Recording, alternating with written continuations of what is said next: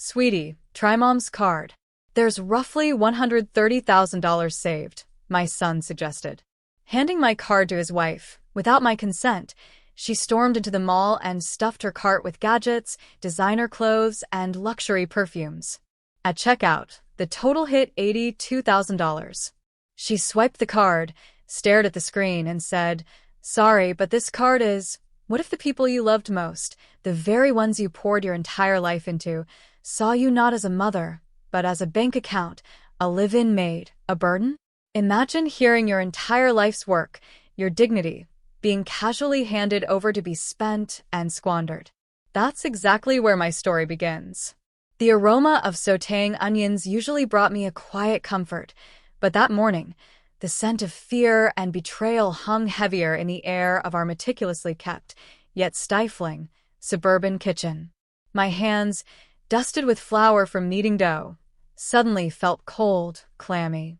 I was just making lunch, thinking it was an ordinary Tuesday, until a whisper from the living room shattered my world.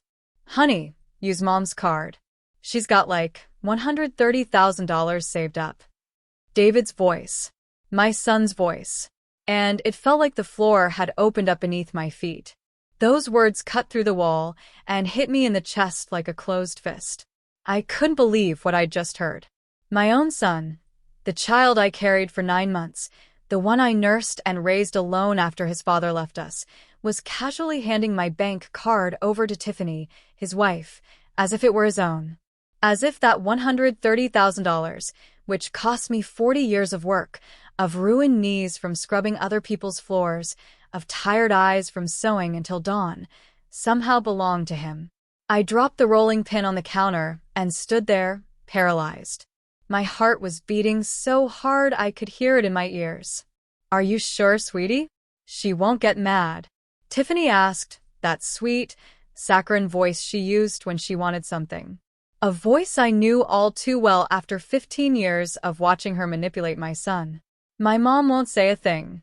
She lives here for free, eats our food, uses our utilities. It's the least she can do to help us out a little. Besides, she's old now. What does she need all that money saved for? We have expenses. We have a life ahead of us," David replied. Every word was like a knife twisting in my back. I stood there, staring at the dough on the counter, feeling the tears welling up. But I held them back. I wasn't going to cry. Not anymore. I had cried enough in this house over the last 20 years. Ever since David convinced me to sell my little house to help him with the down payment on this property, the house he now claimed was his alone. Free, he had said. I lived for free in the house I helped buy. I ate for free from the food I cooked every single day. I used for free the utilities I paid for with my $500 monthly pension, which I handed over in full every month, not keeping a single cent for myself. I heard Tiffany's footsteps approaching the door, the jingle of her purse, the car keys. She was heading to the mall with my card in her hand, with the pin David had given her, with access to every dollar I had ever sweat for. "I'm off to the mall. Eleanor, need anything?" she yelled from the living room, that fake kindness she reserved for when David was around, as if we were friends. As if she hadn't taken my son from me, piece by piece, all these years. "No, dear. Thank you," I replied, with the firmest voice I could manage, without turning around, without letting her see my face. I heard the door close, the car engine start, the sound fading down the street. I sat down in a kitchen chair and looked at my hands. 68-year-old hands, full of wrinkles and spots. Hands that had worked without rest since I was 14. I remembered every single one of those $130,000. Every bill had a story, a sacrifice, a surrender. The first $10,000 I saved working as a seamstress in a workshop where I started at 6 in the morning and left at 8 at night, 6 days a week. $20 a day that I kept in an envelope under my mattress. It took me 3 years to save that first $10,000, eating rice and beans almost every day, without buying even a new pair of shoes. Another $20,000 came from the extra cleaning jobs I did on Sundays, the only day I was supposed to rest. Huge houses of rich families who paid me $50 for 8 hours of work. I cleaned 3 houses every Sunday, $150 that I saved completely, without spending a dime. The rest came from years and years of having no life of my own, of not buying clothes, not going to the salon, not eating out at restaurants, of saying no to everything that cost money. While other women my age went on trips with their friends or treated themselves, I was counting pennies and putting them in the bank account I opened 30 years ago. And for what? To have my own place someday. A small, modest apartment where no one could tell me I was living for free. Where I could close my door and be the master of my own space, my peace, my life. That was all I wanted. It wasn't much to ask for after 68 years in this world. But now my son, my own son, had just handed over my card as if it were his, as if I didn't exist, as if my life and my effort were worth nothing. David walked into the kitchen with his phone in his hand, not even looking at me. He poured himself a glass of water and leaned against the refrigerator. His lunch was almost ready. "Mom, I have a meeting at 3 and I need to eat quick," he said, that tone he used lately. A tone that wasn't a question, but a command. "Almost," I replied, getting up to continue with the dough, though my legs felt shaky. "Hey, Mom. Tiffany went to the mall.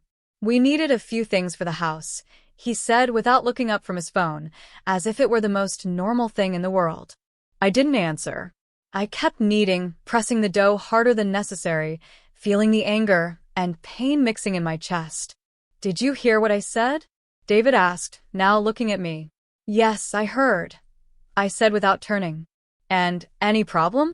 There was irritation in his voice now, as if I were the one doing something wrong. I turned and looked him in the eyes. Those eyes that used to look at me with love, with respect, with admiration. Now all I saw was impatience and annoyance. "Should I have a problem?" I asked, staying calm, even though inside I was a volcano about to erupt. "No, of course not. It's just some things for the house. Besides, Mom, you live here. It's normal for you to help with expenses from time to time," he said, and went back to his phone as if the conversation was over. "Help with expenses." He said that as if I didn't give him my entire pension every month, as if I didn't cook, clean, wash, and iron for the whole family without being paid $1, as if I hadn't dedicated the last 20 years of my life to serving them. "I understand, Mom," was all I said, and I returned to my dough. David left the kitchen, and I stood there, looking out the window at the small garden that I tended myself, the roses I planted, the grass I watered every morning, the tomatoes growing in the corner. All of this, in a house my son said was his alone. In that moment, I made a decision. I was not going to stand by and watch them steal the only thing I had left. I was not going to let Tiffany spend in one day what took me 40 years to save. And I was definitely not going to continue living in a house where I was treated like a maid and not a mother. I finished preparing lunch, wiped my hands on my apron, and went straight to my room. I locked the door, took out my old phone, and dialed the bank's number, which I knew by heart. I waded through the rings with a racing heart. National Bank. "Good morning. This is Linda. How can I help you?" A friendly voice answered. "Good morning. I need to block my debit card immediately," I said, in a firm voice. "Can you confirm your full name and account number, please?" the operator asked professionally. I gave her all my information, answered the security questions, confirmed my date of birth and my address. Every second that passed, I felt my heart beat faster, as if I were committing a crime, when in reality, I was just protecting what was mine. "I understand, Mrs. Eleanor. Was there a problem with the card? Did you lose it or was it stolen?" the operator asked. "Let's just say someone has it without my authorization," I replied, choosing my words carefully. "Perfect. I am now blocking the card immediately. From this moment on, no one will be able to make any transactions with it. Would you like us to send a new card to your home address?" Linda from the bank explained. "Yes, please, but don't send it to this address. I'll pick it up in person at the branch next week," I said, thinking fast. I didn't want David or Tiffany to intercept my new card. "No problem, Mrs. Eleanor. Your card was blocked at 11:02 in the morning. Is there anything else I can help you with?" the operator asked. "No, that's everything. Thank you very much," I said, and hung up the phone with trembling hands. I sat on the edge of my bed, the twin bed David had given me when I moved into this house, telling me the room was small and a larger bed wouldn't fit. I looked around my room. 10 feet by 10 feet, a bed, a small closet, a nightstand. This was my entire space in a 4-bedroom house. Tiffany had a full walk-in closet for herself, bigger than my entire room. David had his private office where no one was allowed to enter. There was a TV room, a formal dining room they only used when guests came over. And I lived in the smallest room, the one that was originally the pantry. But I hadn't complained. I never complained because he was my son, because I loved him, because I thought that one day he would see me as his mother again, and not as a burden. How naive I was. I heard David's phone ring in the living room. His voice answering, then silence. Then his voice got louder, more agitated. What do you mean it's blocked? That's impossible. My mom never blocks anything. She doesn't even know how to use those bank things, David said, and I could hear the frustration in his tone. I stayed still, holding my breath, listening. Tiffany. Wait, let me call my mom, David said. Seconds later, he was knocking on my door. Mom, are you in there? I need to talk to you urgently. Coming, I said, waiting a few seconds before opening the door, pretending I was busy. I opened it, and there was David with the phone in his hand, that anxious expression he got when things didn't go his way. Mom, Tiffany just called me from the mall. She says your card isn't working, that it's showing as blocked. Did you block it? He asked directly, without beating around the bush.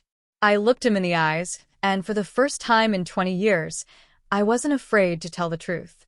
Yes, I blocked it, I replied calmly. What? Why would you do that? Tiffany is at the checkout with a cart full of things.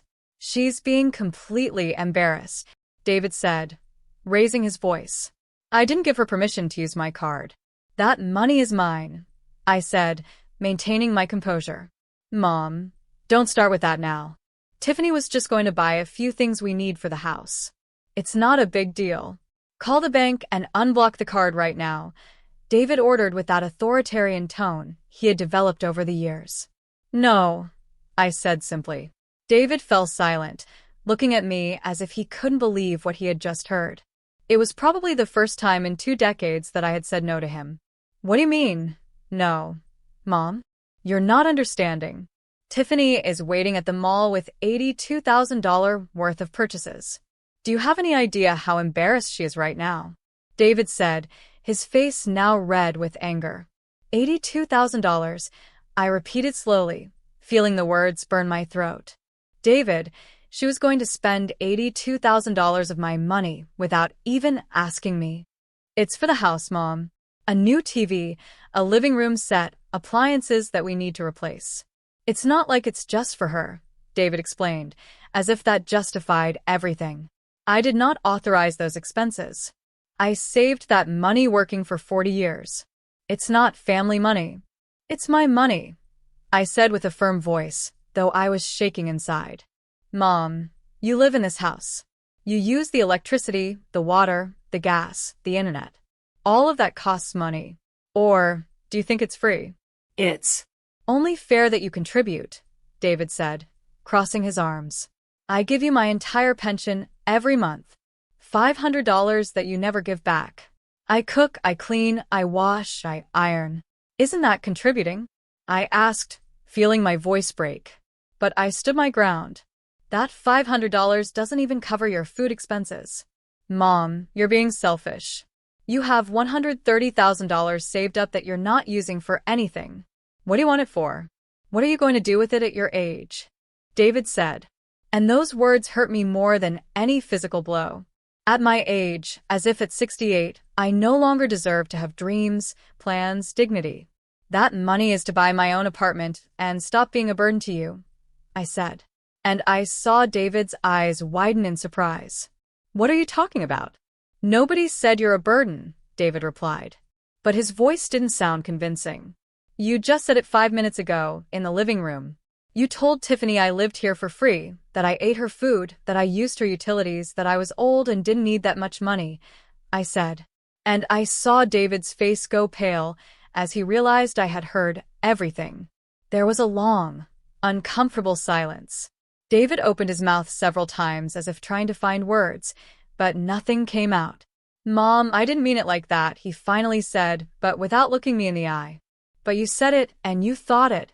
And right now you're more worried about Tiffany's embarrassment at the mall than the fact that she tried to spend $82,000 of my dollars without my permission, I said, feeling the tears trying to escape, but I kept holding them back. She's my wife, Mom. It's normal for me to defend her, David said. And I'm your mother. Isn't it normal for you to defend me? I asked.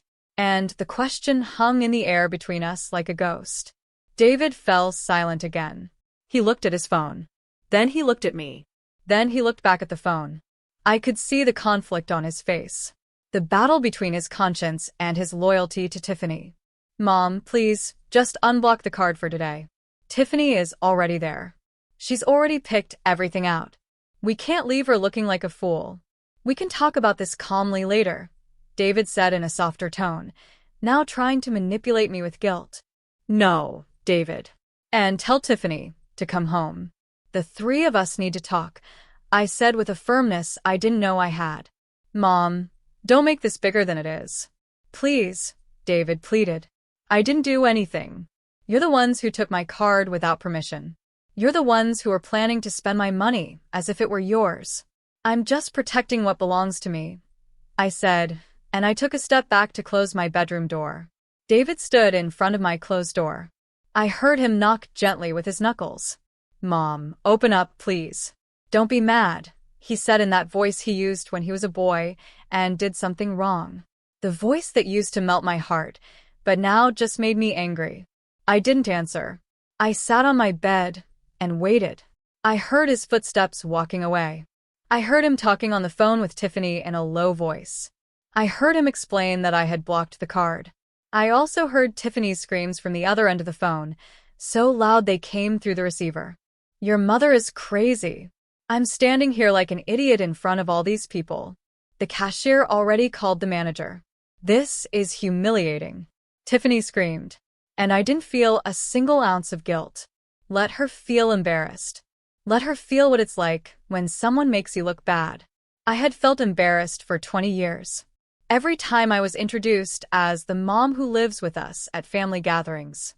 Every time Tiffany told her friends that I helped around the house, as if I were the maid. Half an hour passed before I heard Tiffany's car pull up. The door slammed open so hard it shook the walls. I heard her heels clicking on the hardwood floor, the sound that always announced a storm. Where is your mother? Tiffany asked in a voice full of venom. Tiffany, calm down. Let's talk about this calmly, David said, trying to appease her. Calmly? Calmly. Your mother put me through the biggest embarrassment of my life. There were like 20 people watching while the cashier tried to run the card over and over.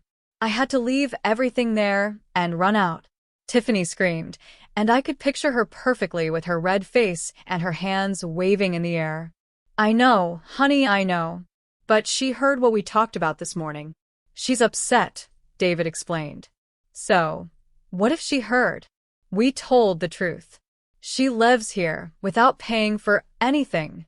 The least she can do is help us when we need it. It's not fair that she has $130,000 saved up while we're killing ourselves, working and paying all the bills for this house. Tiffany said, and every word confirmed what I already knew. To her, I wasn't a person. I was a source of money. I got up from the bed and opened my bedroom door. I walked towards the living room where they were both standing. Tiffany looked at me with those eyes full of fury, still holding the empty shopping bags. Eleanor, we need to talk seriously, Tiffany said, without even greeting me, without a hello or a good afternoon. Yes, we need to talk, I replied calmly, and I sat in the armchair that was the only place they allowed me to sit. The large sofa was Tiffany's exclusive territory. Why did you block your card? Why did you embarrass me like that? Tiffany attacked immediately. I didn't embarrass you. You brought it on yourself by trying to spend $82,000 of my money without my permission, I replied, looking her directly in the eye. It's not just your money. This is a family. Family shares. Tiffany shouted, taking a step towards me. I am not your family, Tiffany. I am David's mother, and my money is mine. I earned it. I saved it. And I decide what to do with it, I said, keeping my tone calm, even though inside I wanted to scream everything I had held back for 15 years. Mom, please don't be like that. Tiffany just wanted to buy things we really need for the house. The TV in the living room is 8 years old. The couch is all worn out. The refrigerator is making weird noises, David intervened, trying to justify the unjustifiable. If you need those things, buy them with your own money. You both work. David makes good money as an engineer. Tiffany works at that clothing store. You have two salaries. Why do you need mine? I asked. Because we have expenses, Eleanor. This house doesn't maintain itself. The mortgage is $1,200 a month, utilities another $300, food about $500, the internet, phones, the car insurance. It all adds up. There's nothing left at the end of the month, Tiffany explained in that victim tone she knew how to use so well. I give you $500 from my pension every month. That helps, I said. $500 is nothing, Eleanor. That barely covers your food, Tiffany said, with contempt. Then let me go. Let me buy my apartment with my money and stop being a burden to you, I said. And I saw Tiffany and David exchange a quick glance. A look I couldn't interpret at the time, but later understood perfectly. Mom, don't say that. Nobody wants you to leave. This is your home, David said. But his words sounded hollow, rehearsed. This is not my home, David. You said it yourself this morning. This is your house. I just live here, I said, feeling my voice finally break. Oh, for God's sake, don't start with the drama, Eleanor. Nobody said that. David was just talking.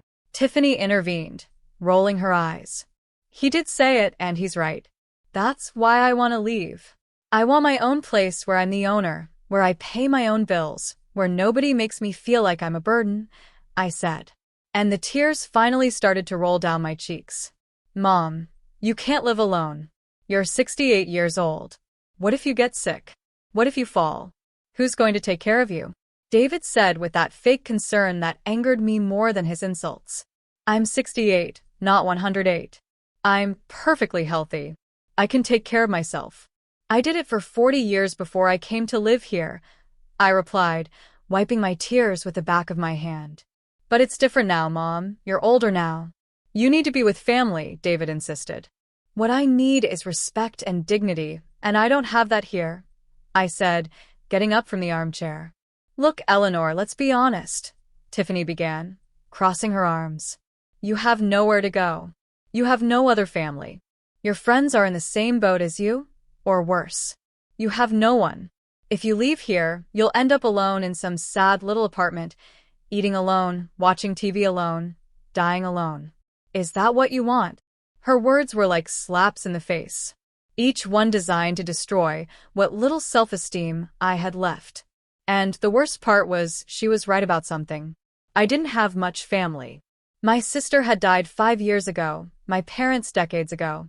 My few friends were scattered, each with her own life, her own problems. I'd rather be alone and at peace than accompanied and miserable, I replied. And I was surprised by my own bravery. Oh, how dramatic. Nobody's making you miserable, Eleanor. We're giving you a roof over your head, food, company. But of course, nothing is ever enough for you, Tiffany said sarcastically. You don't give me anything. I pay with my pension, with my work in this house, with my dignity, I said, raising my voice for the first time. Your pension doesn't even cover half of what you cost us here. And washing a few dishes and sweeping a little isn't work. Anyone can do that, Tiffany shouted, completely losing her composure. Then, anyone can do it. Hire someone. I'm leaving, I said and walked towards my room. You're not going anywhere, Mom. Stop being ridiculous, David yelled after me. I locked myself in my room and heard the two of them continue arguing outside. Tiffany blaming David for being weak with me. David trying to calm her down. Both of them talking about me as if I were a problem to be solved and not a person. I sat on my bed for hours, listening as the house gradually returned to its usual silence. Tiffany had locked herself in her room, slamming the door. David tried knocking on my door 2 more times, but I didn't answer. I had nothing more to say to him at that moment. When night fell and the house was completely silent, I took out my old phone and dialed the only number I knew would comfort me. Linda, my lifelong friend, the only person who truly knew me. Eleanor, what happened? It's almost 10 o'clock at night, Linda answered with a worried voice. And then I broke down. I told her everything, from the conversation I overheard in the morning to the fight with Tiffany.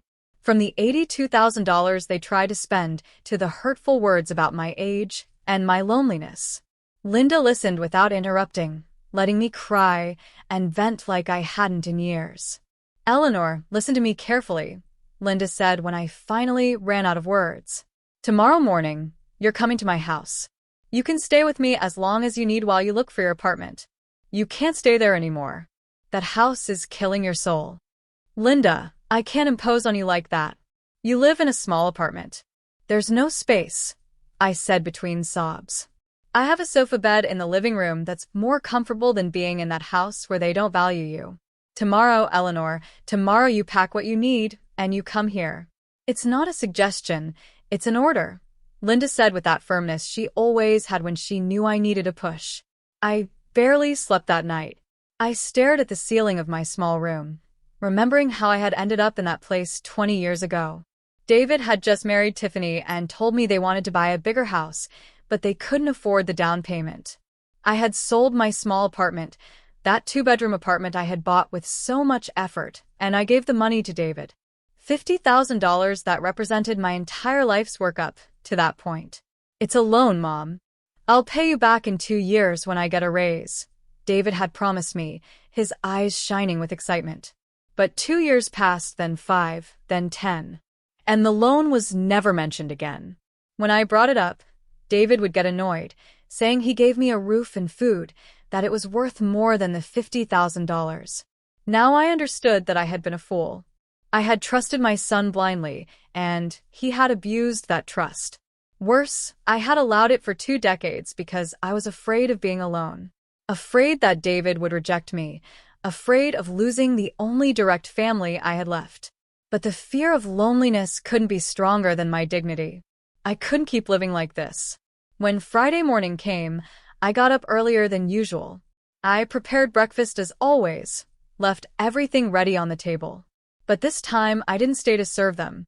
I showered, got dressed in my best clothes, and started packing my things into the 2 old suitcases I had stored at the back of the closet. I didn't have much. Modest clothes, a few shoes, photographs, important documents, and the small wooden box where I kept the few pieces of jewelry I owned. My mother's wedding ring, a pair of silver earrings my sister gave me, a thin chain I bought with my first paycheck. Everything fit into 2 suitcases. I heard when David and Tiffany got up. I heard their voices in the dining room, eating the breakfast I had prepared. Neither of them knocked on my door to see how I was. Neither asked if I had slept well. It was as if I didn't exist unless they needed something. I waited for them both to leave for work. David left first at 8:30, as always. Tiffany left at 9. When I heard her car's engine fade away, I took my suitcases out of the room. I walked through the house one last time, looking at every corner I had cleaned thousands of times. The kitchen, where I spent countless hours cooking for a family that barely said thank you. The living room, where I could never sit comfortably because that was Tiffany's space. The dining room, where I always sat in the corner, in the least comfortable chair. I left the house keys on the dining room table. Next to them, I left a note I had written during the night. David, I'm leaving. I can't keep living in a house where my only value is my money. Thank you for these 20 years, but I need to get my dignity back. Don't look for me. When I have my new apartment, I'll send you the address. I love you, but I love myself more. Mom. I called a cab and waited outside with my 2 suitcases. The next-door neighbor, Mr. Ernest, was watering his garden and looked at me curiously. Good morning, Eleanor. Going on a trip? He asked kindly. Something like that, Mr. Ernest. Something like that, I replied with a smile that didn't reach my eyes. The cab arrived in 10 minutes. The driver, a young man in his 30s, helped me with the suitcases. Where to, ma'am? He asked. I gave him Linda's address and looked out the window the whole way, watching the streets of the city where I had lived my entire life go by. Every block took me further away from David and Tiffany. And strangely, instead of sadness, I felt something like relief. Linda was waiting for me at the door of her building. When I arrived, she hugged me so tight I could barely breathe. And that hug made me cry again. But this time, they weren't tears of pain, but of gratitude. "You're here. You're safe now," Linda whispered as she stroked my hair as if I were a child. Her apartment was small, as she had said. A living dining room, one bedroom, a kitchen, and a bathroom. But it was clean, tidy, and above all, it was filled with peace. There was no tension in the air, no looks of contempt, no hurtful words waiting to attack. "The sofa bed is all yours. It's not much, but it's comfortable, and this house is your house as long as you need to stay," Linda said, showing me where I could put my things. "Linda, I don't know how to thank you for this," I said with a broken voice. "You don't have to thank me for anything. That's what friends are for. Besides, you'll keep me company. Ever since I became a widow 3 years ago, this house has been too quiet," Linda said with a warm smile. We spent the rest of the morning organizing my things. Linda gave me space in her closet, showed me where everything was in the kitchen, made me feel welcome in 1,000 small ways. At 1 o'clock in the afternoon, my phone started ringing. It was David. I didn't answer. He called again and again and again. Finally, he left a voicemail. "Mom, where are you? I came home for lunch, and you're not here. I saw your note. Please call me. I'm worried." Worried. How interesting that he was worried now. He wasn't worried yesterday, when he yelled at me. He wasn't worried when his wife tried to steal $82,000 from me. He wasn't worried for 20 years while I withered away in that house. Linda looked at me with questioning eyes. "Are you going to answer him?" she asked. "Not yet. I need to think clearly first. I need to decide what I'm going to do with my life before I talk to him," I replied, turning off the phone. That afternoon, Linda and I sat on her small balcony with a cup of coffee. From there, you could see the city, the buildings, life moving on the streets below. "You know what hurts the most, Linda?" I said after a long silence. "It's not the money they try to spend. It's not even that they disrespected me. What hurts the most is that I lost 20 years of my life trying to earn my son's love. And now I realize that love was always conditional on what I could give him." Linda took my hand in hers.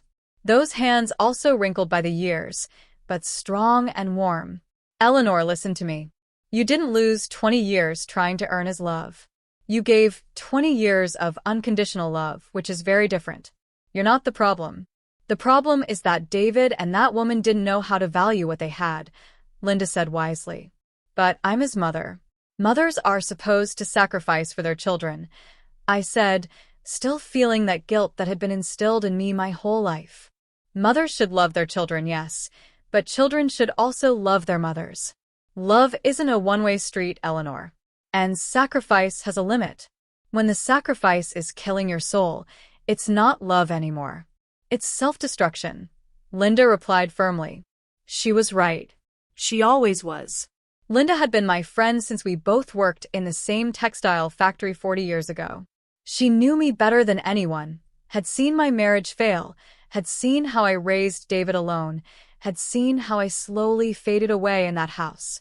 "Now you need to think about yourself, about what you want, about what Eleanor needs to be happy," Linda continued. "I want my apartment. I want my own place where no one can make me feel like I'm in the way, where I can have coffee in the morning without feeling like I'm using someone else's electricity, where I can watch TV without being told I'm taking up the couch," I said. And as I spoke, I felt something inside me grow stronger. "Then that's what we're going to get. Tomorrow morning, we start looking for apartments," Linda said with determination. That night, I slept on Linda's sofa bed, and it was the best night's sleep I'd had in years. There was no tension, no fear of hearing footsteps outside my door, no anxiety wondering what new form of humiliation awaited me the next day. On Saturday morning, my phone was still off, but I could imagine the number of missed calls I had. I didn't care. For the first time in 2 decades, I was my priority. Linda and I had a quiet breakfast, talking about everything and nothing, laughing about old memories, making plans. Afterwards, we got dressed and went out. We had marked 5 apartments to see that day, all within my budget. The first was too dark, with small windows that barely let in any light. The second was in a rundown building that smelled of damp. The third was perfect, but it was on the 4th floor without an elevator, and my knees weren't what they used to be. The fourth had plumbing issues the owner didn't want to fix. But the fifth stole my heart the moment I walked in. It was a 2nd-floor apartment in a well-maintained and secure building of only 6 floors. It had a living room with a large picture window overlooking a small park, a perfectly equipped open-plan kitchen, a spacious bedroom with a closet, and a clean, functional bathroom. It wasn't big, about 650 square feet, but it was cozy, bright, and had a peaceful energy. "How much are you asking for it?" I asked Mr. Benjamin, the man showing it to us. $55,000. It includes a parking space downstairs and a small storage unit in the basement. The HOA fees are $100 a month, Mr. Benjamin explained. $55,000. I could pay for it in cash and still have $75,000 left to live comfortably for emergencies for my final years. "Can I see it again?" I asked, and Mr. Benjamin nodded kindly. I walked through each space, imagining my life there. My bed in the bedroom, my clothes in the closet, my few photographs on the walls. I imagined making coffee in that kitchen, sitting by that window to read, sleeping without being startled awake. I saw my future in those empty walls. And that future was bright. "I'll take it. I want to buy it," I said in a firm voice. Mr. Benjamin smiled broadly. "Excellent decision, ma'am. It's an apartment with very good energy. The previous owner lived here for 20 years. She only moved because she went to live with her daughter abroad. It's well cared for, never had any problems," he explained as he took some papers out of his briefcase. "We need to do the legal paperwork. Do you have a trusted lawyer, or would you prefer I recommend one?" Mr. Benjamin asked. "I know a good one," Linda intervened. "My cousin's son is a lawyer. He's honest and charges a fair price." "Perfect. Then we can meet on Monday to start the paperwork." "It usually takes a week to complete the whole legal process," Mr. Benjamin said. 1 week. In 1 week, that apartment would be mine. My name would be on the deed. I would be a homeowner, not a burden living for free in someone else's house. We left the apartment with a signed agreement and a $5,000 down payment that I paid by check. Linda and I hugged on the street like 2 excited little girls. "You did it, Eleanor.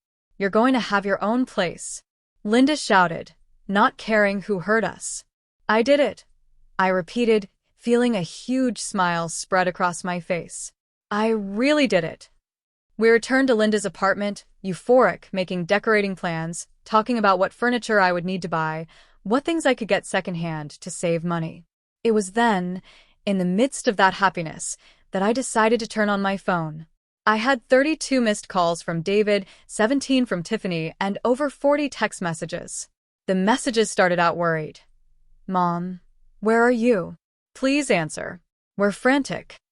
But then the tone changed. "Mom, this is ridiculous. Stop the drama. We need to talk about important things." And the last ones were outright threatening. "If you don't answer, I'm going to the police. This is abuse towards us. You're going to have to come back. You have nowhere to go." Linda read the messages over my shoulder and snorted with indignation. "That boy has lost his mind. Abuse towards them?" he says, "as if they haven't been abusing you for years." Linda said, shaking her head. "I have to talk to him, but by text." "I don't want to hear his voice yet," I said, taking a deep breath. I sat on the sofa and wrote a long message, choosing each word carefully. "David, I'm fine. I'm in a safe place with a friend. I needed to get out of that house to recover my mental health. For 20 years, I lived feeling like a burden. And yesterday's incident was the last straw. I bought my own apartment. I'm moving in a week. This isn't a punishment for you. It's a decision of self-love for me. When I'm settled, I'll give you my address, and we can talk calmly. I love you, but I have to do this. Mom." I pressed send before I could change my mind. I saw the 2 check marks indicating the message was delivered. Then I saw them turn blue, indicating he had read it. The 3 dots appeared, indicating David was typing.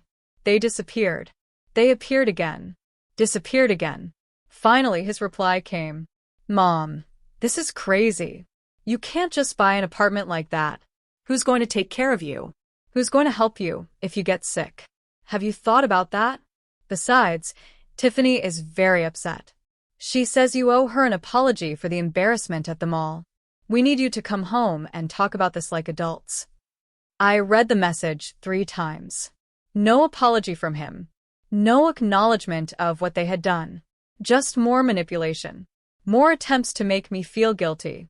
More fake concern disguised as love. Are you going to answer? Linda asked. Yes, I said, and wrote a short but clear reply. David, I'm 68 years old, not 98. I can take perfectly good care of myself, and I don't owe Tiffany any apology. She tried to spend $82,000 of my money without my permission. If anyone should apologize, it's you two. We'll talk when I'm ready. Mom. After sending that message, I turned the phone off again. I didn't want to keep reading his attempts at manipulation. Linda was right when she said I needed space to think clearly, and that was impossible with David bombarding me with messages designed to make me feel guilty. Sunday was a day of absolute peace. Linda and I went to church in the morning, something I hadn't been able to do in years because Sundays were when Tiffany organized her big family breakfasts, and I had to cook for everyone. Afterwards, we walked through the flea market, looking at secondhand furniture and things for the house. I found a small but beautiful dining table made of solid wood for only $80. The seller helped me load it into the taxi. I also bought a set of pots in good condition for $30. Some plates and glasses and towels for the bathroom. Linda insisted on buying me a new set of sheets she saw in a store. So you can start your new life with new, clean sheets with no history, Linda said as she paid. And I couldn't help but cry again, but this time from emotion. We stored everything in the storage unit of Linda's building, waiting for the day I could move into my new apartment. Everything I bought, every object I set aside for my new life, was another step towards my freedom. On Monday morning, I met with the lawyer, Linda's cousin's son. His name was Ferdinand, a man of about 45, serious but kind.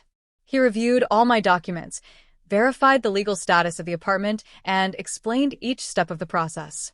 Mrs. Eleanor, everything is in order. The apartment has no debts, no liens. Mr. Benjamin is the sole legitimate owner. We can close the sale next Friday. Are you sure you want to pay in cash? You could get a mortgage if you prefer not to use up so much of your capital, Ferdinand explained. No, I want to pay in cash. I want it to be completely mine. No debts, no mortgage. I've waited my whole life for this moment, I said with conviction. I understand.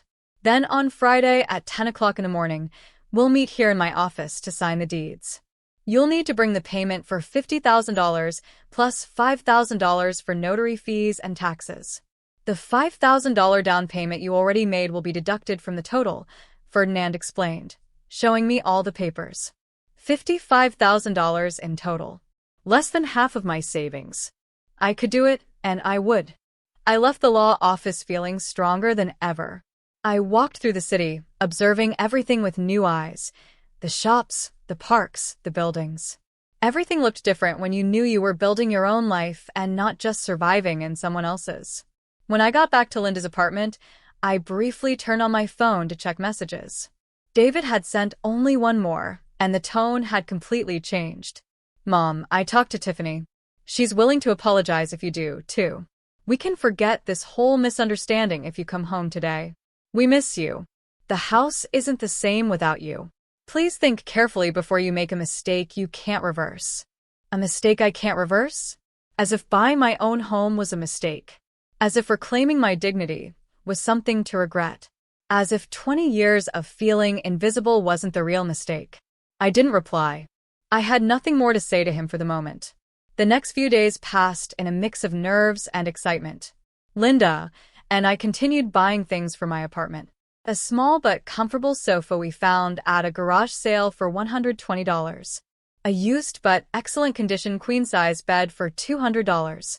A slim bookcase, some lamps, simple curtains. I also went to the bank to arrange everything for the payment. The teller, a young woman named Ramona, was very patient with me as I got the cashier's check for $55,000. Ma'am, this is a considerable amount. Are you sure this is a legitimate transaction? We don't want you to be a victim of fraud, Ramona said with genuine concern. It's not fraud, dear. I'm buying my first home at 68, I replied with pride. Ramona smiled broadly.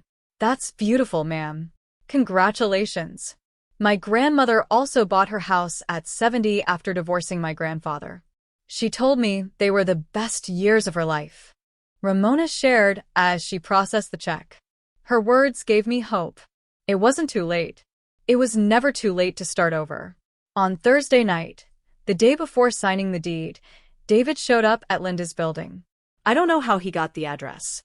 He probably found out through an acquaintance or followed some clue. He buzzed the intercom insistently until Linda answered. Who is it? Linda asked in a dry tone. It's David, Eleanor's son. I need to speak with my mom. I heard his voice through the small speaker. Linda looked at me, asking with her eyes what I wanted to do. I took a deep breath. Let him come up, but you stay here with me. And Linda nodded. Minutes later, David was knocking on the apartment door. When I opened it, I was surprised to see him looking so worn out. He had deep dark circles under his eyes. His clothes were wrinkled. His hair was messy. He didn't look like the successful engineer he pretended to be. Mom, he said, and his voice broke a little. David, I replied, without moving from the doorway, without inviting him in. Can we talk? He asked, looking inside the apartment where Linda stood with her arms crossed like a guardian. Here's fine, I said. David sighed and ran a hand through his hair. Mom, this got out of control. I know Tiffany and I were wrong. We shouldn't have taken your card without permission.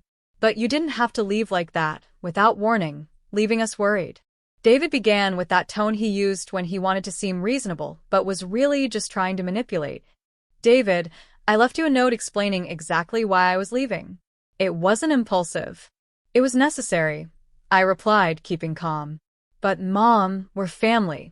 Families forgive each other. Families solve their problems together. Not by running away, David said, taking a step closer. Families also respect each other, David. And you haven't respected me in years. It's just that I was so used to the mistreatment that I stopped noticing, I said, feeling the words come out with more force than I expected. Mistreatment, Mom? We never mistreated you. We gave you a roof, food, everything you needed. David protested, raising his voice. You gave me a room the size of a pantry. You made me feel like every bite of food I ate was a favor. You treated me like a maid and not a mother. And when I saved money from 40 years of work, you tried to steal it, I said. And each word was like releasing a weight I had carried for too long. We weren't going to steal anything. It was just going to be some things for the house where you also live. It's not stealing, Mom. It's sharing as a family, David shouted, losing his composure. $82,000 isn't sharing, David. It's stealing. And I never authorized that expense, I replied without raising my voice, which seemed to frustrate him even more. Fine. Okay, I admit it was a lot. Tiffany got excited seeing all those things on sale, but we can fix this. Come home, and I promise that none of this will ever happen again, David said, changing tactics, now with a pleading tone. I'm not coming back, David. Tomorrow, I sign the deed to my new apartment. I'm moving this weekend. I've already made my decision, I said, and I saw his face go from pleading to shock. You already bought an apartment? Without consulting me? Mom, that's crazy. What if you got scammed? What if it's a bad deal? I should have checked those things with you, David said, almost panicking. I have a notary, a lawyer. Everything is legal and verified. I didn't need your permission, David. I'm a 68-year-old adult with full mental capacity. I can make my own decisions, I explained patiently. David was silent for a moment, processing what I had just told him. I saw his eyes darting around quickly, calculating, thinking about his next move. And the money. How much do you have left after buying that apartment? He asked. And there it was. The real reason for his visit. He wasn't here for me. He was here for my money. That's none of your business, David. I replied firmly. Of course, it's my business. I'm your son, your only family. I have a right to know how you're managing your finances. At your age, you can make errors in judgment, David said with that patronizing tone that bothered me so much. At my age, I have more experience and wisdom than you. I've managed my money for 40 years without making mistakes. I'm not going to start now, I said, crossing my arms. Mom, let's be honest. That money is also a little bit mine. I've supported you for 20 years. I've given you a house, food, utilities. That has a value. If we calculated, I probably owe you little to nothing, David said. And his words hit me like a bucket of ice water. Linda stepped forward from inside the apartment.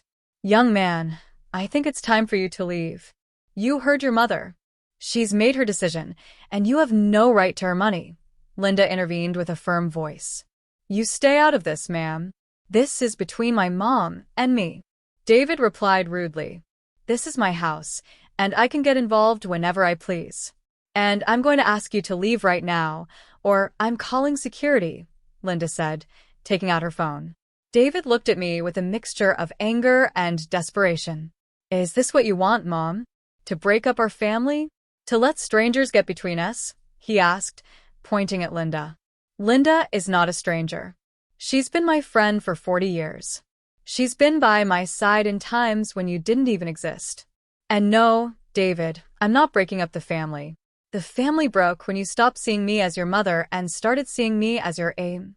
I said, feeling tears threaten to spill. But I held them back. I can't believe you're doing this. Tiffany was right about you. She said you were selfish, that you only thought about yourself, and I defended you. What a fool I was, David said with venom in every word. Those words hurt more than I wanted to admit. But they also confirmed what I already knew. Tiffany had poisoned my son against me for years, and he had let her. If that's what you think of me, then it's better that I get out of your life. I don't want to be a burden to anyone, I said with a trembling voice. Fine, perfect. Go to your apartment. Live alone. But don't come running when you get sick or need help. Don't come back when you realize you've made a mistake, David said, turning to leave. David, I called out, and he stopped without turning around. I love you. I'll always love you. You're my son, but I can no longer live sacrificing my dignity for your comfort. I hope one day you understand that. David didn't reply. He just kept walking towards the elevator. I watched him get in, press the button, and disappear behind the closing doors. And with those doors, a chapter of my life also closed. Linda hugged me as I finally allowed myself to cry. I cried for the 20 lost years, for the broken relationship with my son, for the family that could have been but never was. But I also cried with relief, because I knew I had made the right decision, even though it hurt. I barely slept that night. I tossed and turned on the sofa bed, replaying the conversation with David, questioning if I had been too harsh, wondering if I should have given him another chance. But every time I thought about going back, I remembered the 20 years of small and large humiliations. I remembered the attempted theft. I remembered all the times they made me feel invisible. No, I couldn't go back. For the first time in my life, I had to choose myself. Friday dawned sunny and beautiful, as if the universe was celebrating with me. Linda and I dressed in our best clothes. She insisted on accompanying me to the lawyer's office. This is one of the most important days of your life, Eleanor. You're not going to live it alone, Linda said as she put on her cream-colored silk blouse, the one she reserved for special occasions. We arrived at the office 15 minutes early. Mr. Benjamin was already there along with Ferdinand, the lawyer. They both greeted us with smiles. Good morning, Mrs. Eleanor. Ready to be a homeowner? Ferdinand asked warmly. More than ready, I replied with a huge smile. The process took almost 2 hours. I had to sign so many papers I lost count. Deed certificates, affidavits, receipts. Ferdinand patiently explained each document, making sure I understood exactly what I was signing. When it was time to hand over the $50,000 check, my hand trembled slightly. It was almost everything I had, but I looked at Linda, who was smiling at me with pride, and I remembered why I was doing this. I placed the check on the table. Mr. Benjamin reviewed it, nodded in satisfaction, and Ferdinand officially processed it. Very well, Mrs. Eleanor. With this, we complete the transaction. This apartment is now legally yours. Here are the deeds with your name, the keys, and the building documents. Congratulations on your new home, Ferdinand said, handing me a thick envelope with all the papers and a keychain with 3 keys. I took the keys in my hand and held them as if they were the most valuable treasure in the world. And to me, they were.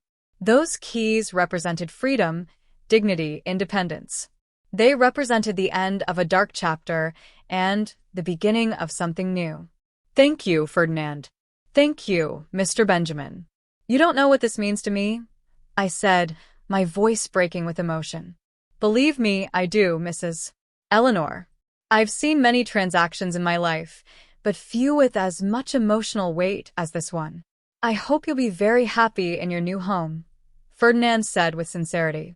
We left the lawyer's office, and Linda practically screamed with excitement on the street. You did it! You own your own home. At 68, you've taken your life back, she shouted as she hugged me, and we spun around on the sidewalk like 2 crazy little girls. People passing by looked at us curiously. Some smiled at our joy. An elderly woman stopped and asked what we were celebrating. I just bought my first apartment, I told her with pride. Oh, how wonderful. Congratulations, dear. It's never too late to fulfill your dreams, the woman said with a warm smile before continuing on her way. Linda and I went straight to the apartment. I wanted to see it again, now that it was officially mine. I opened the door with trembling hands, put the key in the lock, turned it, and pushed. The apartment was exactly as I remembered it, empty, smelling clean, filled with light pouring in through the large window. But now it looked different. Now it wasn't just a nice space. It was my space, my home. I walked slowly through every corner, touching the walls, imagining where I would put each piece of furniture, visualizing my life there. The table by the window where I would have coffee every morning. The sofa in front of the TV where I would rest without fear of someone telling me I was in the way. The bed in my room where I would sleep in peace. It's perfect, Eleanor. It's absolutely perfect, Linda said with tears in her eyes. Yes, it is, I replied, also crying, but this time from pure happiness. We spent the rest of the day cleaning the apartment from top to bottom, even though it was already quite clean. But I wanted it to be spotless before I brought my things in. Linda brought cleaning supplies, rags, brooms, and we worked together like in the old days when we were young and cleaned other people's houses. On Saturday morning, Linda organized a small army of help. She called her niece Antonia, a strong 30-year-old who worked for a moving company. Antonia arrived with her truck and 2 friends who helped us move all the furniture we had bought during the week. It was beautiful to see my empty apartment fill up with life. The dining table looked perfect by the window. The sofa fit exactly in the living room. The bed looked majestic in my room with the new sheets Linda had given me. Every object in its place, every space designed for my comfort. Antonia and her friends were incredibly kind. They refused to charge me for the full move. Mrs. Eleanor, any friend of my Aunt Linda is a friend of ours. Just pay us for the gas and we're good, Antonia said with a genuine smile. I gave them $100 despite their protests.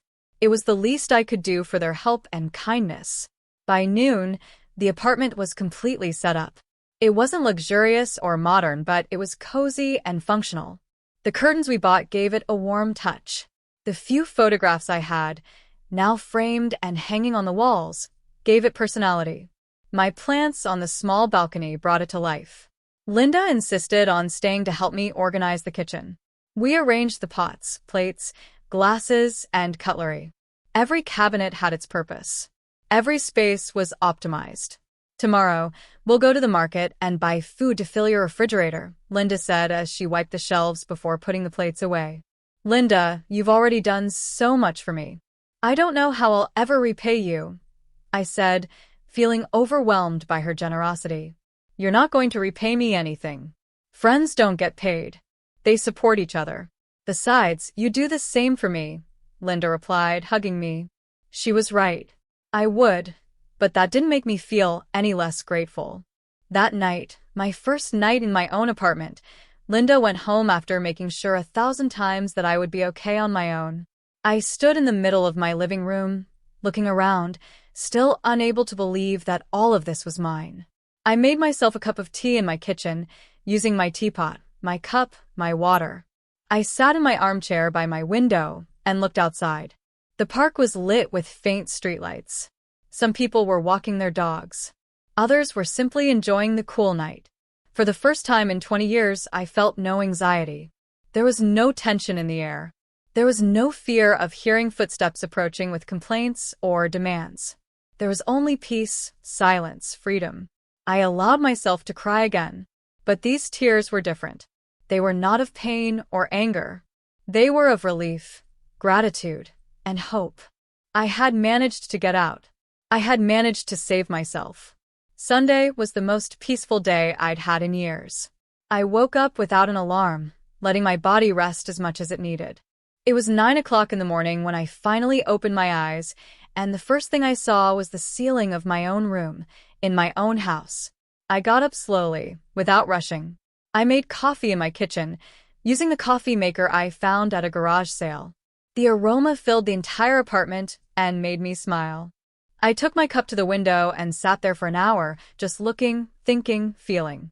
Linda arrived at noon, as she had promised, bringing a huge pot of chicken soup she had made in the morning. So you'll have food for the whole week. And I also brought fresh bread from the bakery, Linda said, coming in with her full bags. We had lunch together at my new table, chatting about everything and nothing. She told me about her family, about her plans to visit her daughter next month, about the new series she was watching on TV. Simple, everyday conversations, beautiful in their normality. Have you heard anything from David? Linda asked cautiously as we washed the dishes. No, and I don't expect to. He made it very clear that he thought I was selfish for making this decision. He probably needs time to process it. Or maybe he'll never understand. Either way, I can't do anything about it now, I replied, drying a plate. Does it hurt? Linda asked, looking at me directly. A lot. He's my son. It will always hurt. But the pain of losing him is less than the pain of losing myself, I said honestly. Linda nodded with understanding and said nothing more on the subject. There was nothing more to say. The following months were of pure rediscovery. I learned the routines of my building, met some neighbors, discovered the nearby shops. There was a market 2 blocks away that sold fresh fruits and vegetables. A bakery 3 blocks away that made the most delicious bread I had ever tasted. A pharmacy on the corner run by a kind lady named Grace. Ironically, but a completely different Grace from the one I knew. I created a simple but satisfying routine. I would wake up early, make coffee, and have breakfast looking at the park. Then, I would do my chores at my own pace, without pressure. In the afternoons, I would read or watch TV shows that I chose, without having to negotiate with anyone. At night, I would cook for myself small portions of meals I enjoyed. 3 months after I moved, I received another message from David. This time it was different. Mom, I know we haven't spoken in months. I know things ended badly. I've been thinking a lot about everything that happened. Tiffany and I are having problems. She wants things I can't give her. She's always dissatisfied. Always wants more. And I realized something. She treated you that way, too. As if what you gave was never enough. I think I understand now why you left. I don't expect you to forgive me, but I wanted you to know that I understand. I read the message several times. Part of me wanted to reply immediately, wanted to run and hug him, wanted to rebuild everything. But another part, the part that had learned to protect myself, urged caution. I showed the message to Linda during our Wednesday lunch. What are you going to do? She asked. I'm going to reply, but with clear boundaries. He's my son, and I love him, but I can no longer be the mother who sacrifices everything for him. If he wants a relationship with me, it has to be on my terms, I said with a firmness that surprised me. I wrote a careful reply. David, I appreciate your message and your honesty. Understanding what happened is the first step. If you want to rebuild our relationship, you are welcome, but it has to be different. I am no longer the mom who lets herself be manipulated or mistreated. I have my own life now, my own space, my own boundaries. If you can respect that, we can start over. I love you, but I love myself more now. Mom. His reply came the next day. I understand, Mom. Could I visit you someday, just to see how you are? What's your new apartment like? Without Tiffany. Just me. We agreed that he would come the following Sunday. I spent the whole week nervous, obsessively cleaning the apartment, even though it was already clean, mentally cooking and recooking what I would say to him. On Sunday, he arrived promptly at 3 o'clock in the afternoon. When I opened the door, I saw a different David, thinner, with more gray hair, with tired but also softer eyes. Hi, Mom, he said with a trembling voice. Hi, son, I replied, and we hugged in the doorway. It was a long, healing hug, full of unsaid things. I showed him the apartment. He walked through each space, attentively touching the furniture, looking at the photographs on the walls, observing everything. It's beautiful, Mom. It's small but cozy. It feels like you, David said with sincerity. We sat at my table by the window. I served him coffee and cookies I had bought that morning. We talked for hours. David told me about his problems with Tiffany, about how she constantly pressured him for more money, more things, more status. He told me he had started therapy to understand his behavioral patterns.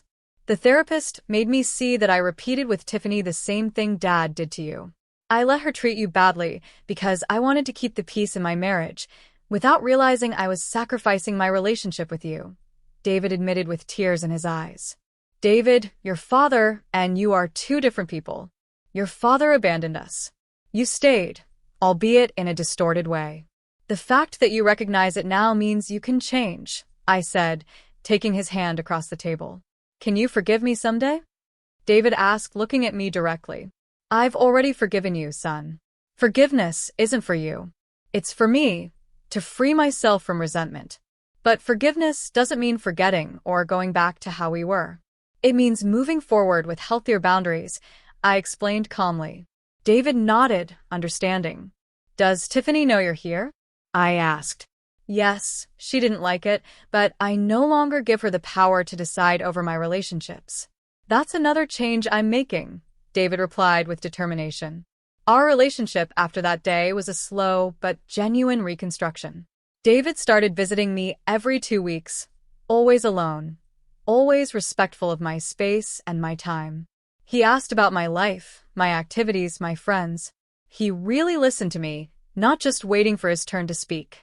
6 months later, David and Tiffany divorced. I wasn't surprised. Some relationships are built on toxic foundations that eventually collapse. David moved into a small apartment similar to mine and began his own journey of self-discovery.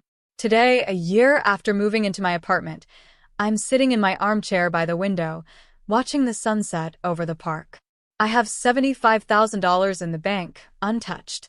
My apartment is fully paid off. My $500 monthly pension covers my basic expenses. I live modestly, but with dignity. David comes to visit me every 2 weeks. Our relationship isn't perfect. It probably never will be, but it's honest. He's learning to be a better son, and I'm learning to be a mother with healthy boundaries. Linda is still my rock, my best friend, my chosen family. The women from my knitting class have become my social circle. I have plans to take a small trip next year, something I never allowed myself to do. My life is not extraordinary. I don't have luxuries or spectacular adventures, but I have something I didn't have for 20 years. Peace. I have my own space where no one makes me feel like I'm in the way. I have my own money that no one tries to steal. I have my own life that no one controls. Sometimes I look back and wonder what would have happened if I had the courage to leave sooner. But then I remember that every experience, even the painful ones, brought me here, to this moment, to this peace. I'm 69 now. I don't know how many years I have left, but I know that every day I live in this apartment, in my own space, with my own dignity intact, is a day won. It's a day lived for me, and that, after a lifetime of living for others, is more valuable than any amount of money in the bank. My life is far from a fairy tale ending, but it's real, it's mine, and it's filled with a kind of peace I never thought possible. Have you ever had to choose yourself over family expectations? Or had a relationship that felt like a constant drain? Share your stories below. I'd truly love to hear them.